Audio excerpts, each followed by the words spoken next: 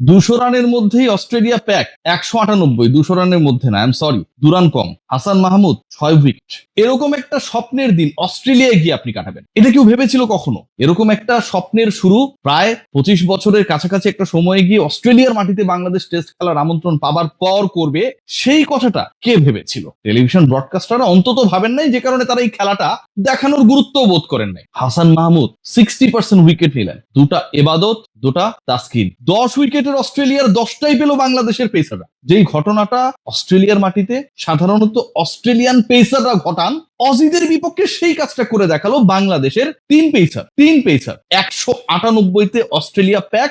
রানটা 150-এর নিচেও হতে পারত যদি না এবাদত হোসেনের বলে যে লাইফটা তিনি পেলেন, স্টিভেন স্মিথ সেটা পেতেন। যদি না স্নিকোমিটারের প্রযুক্তিগত ভুল বিভ্রান্তি ক্রিয়েট না করত, যদি না তানজিদ হাসান তামিম সেই মাখন ক্যাচটা নিতে পারতেন, 150-এর আগেও এই অস্ট্রেলিয়ার প্যাকেট হয়ে যাবার সম্ভাবনা ছিল। আজকের এই ম্যাচ দেখে কখনো মনে হয়েছে যে আসলে বাংলাদেশের ব্রডকাস্টারে খেলা দেখাচ্ছেন না, কিংবা কখনো মনে হয়েছে যে যাকে নিয়ে আফসোসের শেষ নেই? বাংলাদেশ দল অস্ট্রেলিয়ায় খেলছে, পেস সহায়ক উইকেট, সেখানটায় পেসাররাই আলটিমেটলি ডমিনেট করবে। গত 3-4 বছরে বাংলাদেশের পেস ডিপার্টমেন্ট অন্তত সেই উচ্চতায় পৌঁছেছে। সাম্প্রতিক সময়ে পেস ডিপার্টমেন্টের কিং নাহিদ রানা এই সিরিজটা খেলতে পারছেন না। কখনো মনে হয়েছে? মনে হয় নাই, কারণ মনে হতে দেন নাই কাউন্টি খেলে আসা বাংলাদেশের পেসারদের। এখন কাউন্টিতে অহরহ ওভার থেকে কাউন্টি খেলে আসা হাসান মাহমুদ শুরু এবং শেষটা করেছেন কি সুনিপুণ ভাবে। স্টিভেন স্মিথকে নিয়ে অস্বস্তি বাড়ছিল, পার্টনারশিপ গড়ছিল, স্কোরটা শেষ পর্যন্ত চ্যালেঞ্জিং 300-এর কাছাকাছি চলে যেতে পারে তিনি টিকে থাকলে, কিন্তু তাকেও ফেরানোর দায়িত্বটা নিয়েছিলেন সেই হাসান মাহমুদ। অস্ট্রেলিয়ার মাটিতে বাংলাদেশের একজন পেসার ফাইফার মারলো, বাংলাদেশের একজন পেসার যিনি বাংলাদেশের মেইন স্ট্রিম টিমে 3 ফরম্যাটেই সুযোগ পান না, এরকম একটা দোলাচলে থাকেন, সেই পেসার হাসান মাহমুদ অস্ট্রেলিয়ায় গিয়ে অস্ট্রেলিয়ার এই দলের বিপক্ষে, দ্য বেস্ট টিমের বিপক্ষে 6 উইকেট নিলেন, 5 মারলেন, 200-র আগে প্যাক করলেন, স্টিভেন স্মিথকে ফেরালেন, 2 ওপেনারকে ব্যাক টু ব্যাক ফেরালেন, শেষের উইকেটটা নিলেন, শেষদায় মাথা নত করলেন। What a fantastic day. যারা মনে করছিল যে বাংলাদেশের পেস ডিপার্টমেন্ট আলটিমেটলি ক্লিক করবে না, তাদের জন্য কতগুলো চমক রেখেছিলেন এই তিনজন। তাসকিন আহমেদ জাস্ট এই টেস্টটা খেলবেন বলেই আলাদাভাবে প্রিপারেশন নিলেন।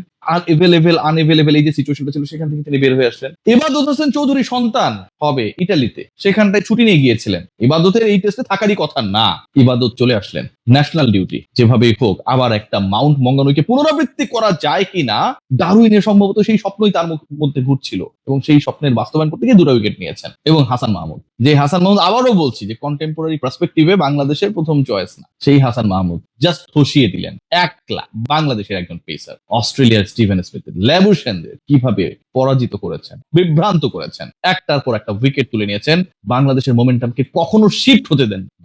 আজকের এই প্রথম দিনটা আমার কাছে মনে হয় বাংলাদেশের টেস্ট ইতিহাসেরই, যদি আপনি প্রতিপক্ষের বিপক্ষে বোলিং ইনিংসের টপ 3 র্যাঙ্কিং করেন, তবে থাকবে। অস্ট্রেলিয়ার মাটিতে গিয়ে অস্ট্রেলিয়ার বিপক্ষে অস্ট্রেলীয় কন্ডিশনে অস্ট্রেলিয়ান উইকেটে অস্ট্রেলিয়ান বেস্ট টিমের এগেইনস্টে এই মুহূর্তে যে টিমটা খেলছে, এত সুন্দর ফ্ললেস পারফরমেন্স করতে পারবেন? পসিবল। ফ্ললেস ভুল বলেছি, ফ্লস ছিল ওই যে ক্যাচ ছাড়া ফ্ল ছিল, প্রযুক্তিগত বিভ্রান্তি ফ্ল ছিল। স্টিভেন স্মিথ হাঁটা দিয়েছিলেন, শেষ পর্যন্ত আবার হাঁটা দিলেন ক্রিজের দিকে, অফিং ক্রিজ পার হয়ে আবারও ব্যাটিং করা শুরু করলেন, কারণ নিশ্চিত আউটটা শেষ পর্যন্ত আউট হলো না, ফ্লস ছিল। বাংলাদেশ যখন 2টা রিভিউ খুব আর্লি স্টেজে অনেকটা বোকামি করেই হারিয়ে ফেললো। আজকের এই ম্যাচ নিয়ে গতকালকে যে প্রিভিউ আলোচনাটা করেছি এবং স্ট্যাটাস দিয়েছিলাম, সবাই খুব আজে বাজে ভাষায় যেভাবে কমেন্ট করছিল, আরে বাংলাদেশ গত 5টা টেস্ট সিরিজের মধ্যে 3টায় জিতেছে, পাকিস্তানকে ঘরের মাঠে হোয়াইট ওয়াশ করেছে।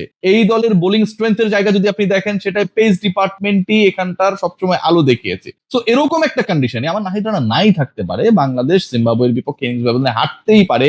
প্রস্তুতি ম্যাচ মানে কি, you are getting yourself ready. আমি ওই ম্যাচ নিয়ে কোনো কন্টেন্টই করি নাই, এত নেগেটিভিটিস নিয়ে আলোচনা করি কিন্তু করি নাই। আমি জানতাম এই দলটা ভালো করবে, 54 রানে প্যাক হতে পারে, কিন্তু এই বাংলাদেশ, এই দলটা, এই টেস্ট টিমটা, দে আর বিল্ড বাই ডিফারেন্ট নার্ভ। এই দলটা সেটা করে দেখালো। আজকের ম্যাচে তাসকিনের ওই ইন সুইংটা দেখেছেন, যেভাবে বলটা ভেতরে ঢুকলো, সম্ভবত সেটা ছিল 6th উইকেট। এবং তাসকিন যখন ওই 6ষ্ঠ উইকেটটা অস্ট্রেলিয়ার ফেলে দিলেন, ওয়েবস্টারকে বোল্ড করে, কি মনে হচ্ছিল এতটা সুইং করতে পারে বল? এলোমেলো তাসকিন ফার্স্ট হাফে, পরবর্তী সময়ে যেভাবে নিজেকে গুছিয়ে নিলেন। ইবাদত হোসেন চৌধুরী থেকে খালেদ বেটার হতে পারতো, খেলার মধ্যে তিনি ছিলেন না, সেই আলোচনাকে তিনি ভুল প্রমাণ করে দিলেন। হাসান মাহমুদ সকল রেসপন্সিবিলিটিস তার কাঁধে নিলেন, নিজের, তাসকিনের, ইবাদতের এবং না থাকা নাহিদ রানার। বাংলাদেশ আজকে the way they played, the way they displayed their courageous performance, Bangladesh pace unit আজকে যা করে দেখালো, প্রথম ইনিংসে যদি বাংলাদেশ 300 করে ফেলে, এই টেস্টের রেজাল্ট কোন দিকে যাবে ইউ নেভার নো। এই টেস্টে বাংলাদেশ কি করতে পারে ইউ হ্যাভ নো আইডিয়া। আমি অপটিমিস্টিক হতে চাই। হাসান মাহমুদ যে কাজটা করেছেন, 200 নিচে অস্ট্রেলিয়াকে অল আউট করেছেন, বাংলাদেশ পেস ডিপার্টমেন্ট 10টা উইকেটে নিয়েছেন, একজন পেসার 6 উইকেট নিয়েছেন, বাংলাদেশের ব্যাটিং ডিপার্টমেন্টের জন্য বিশাল সহায়ক একটা পরিবেশ তৈরি করেছেন। এই রানটা যদি 300 হতো, এই রানটা যদি 350 হতো, তাহলেও একটা টেন্সড হবার মতো কারণ থাকতো যে ওই রান টপকে যাওয়া, ওই রানের কাছাকাছি যাওয়া, যেখানে 5 জন পেসার নিয়ে অস্ট্রেলিয়া খেলতে নামছে, সেটাকে চ্যালেঞ্জ করা it could be difficult, but below 200 এবং যেখানটায় এই ধরনের উইকেটে অথবা পেস ডিপার্টমেন্টের এগেনস্টে ভালো খেলতে পারে টাইপের ক্রিকেটাররা আপনার দলে এভেলেবেল, সেখানটায় বাংলাদেশের ডেফিনেটলি লিড নেওয়া উচিত, বাংলাদেশের ডেফিনেটলি 198কে ক্রস করে যাওয়া উচিত, বাংলাদেশের ব্যাটিং ডিপার্টমেন্টকে ডেফিনেটলি রেসপেক্টফুলি ব্যাট করা উচিত, putting their ideas about the performance of our bowling department, যে আমাদেরও তাদের জন্য কিছু করা উচিত। Let's see what happened, but salute to Hasan Mahmud and the whole pace unit, they did tremendously well. এবং অস্ট্রেলিয়ার মাটিতে এই পারফরমেন্সটা বছরের পর বছর আমরা রিকল করব। ভালো থাকবেন সবাই।